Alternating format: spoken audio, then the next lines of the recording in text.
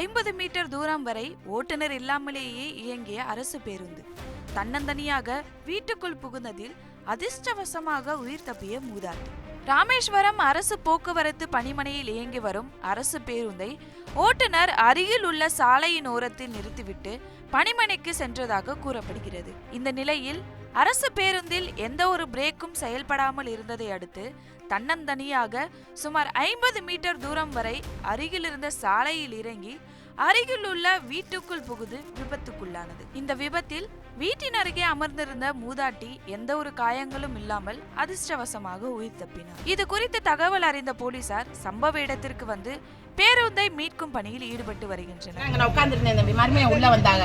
மருமையை உள்ள வரவும் நாங்கள் வந்து உட்காந்துருந்தேன். இங்கே வந்துருச்சு பஸ், எந்திரிக்கிறோம்னு இப்படியே விழுந்த உடனே மருமையை திருத்துன்னு வந்து என்னை தூக்கிட்டு வெளியே ஓடி போய் டிரைவருக்கார பார்த்தா யாரையுமே காணாம்.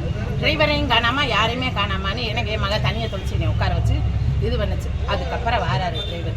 சும்மா நின்ன பஸ் இங்கே எப்படி வருது, உள்ள வெயில் தாங்கல மருமையை வந்துட்டான்னு இங்கே உட்காந்துருந்தேன். இதுக்கு இது எவ்வளோ டிஃப்ரென்ஸு, போலீஸ் என்ன இங்கே இல்லையா, போலீஸ் ஸ்டேஷன்ல இல்லையா? போலீஸ் ஸ்டேஷன் வெறும் பஸ், டிரைவர்லாம் யாருமே இல்லை. என் மருமே இருந்தா என்னை தூக்கிட்டு வாரா இல்ல, வெளியே வந்து பாக்குறாங்கல்ல யார் இருக்கான்னு, யாருமே இல்லமான்ல.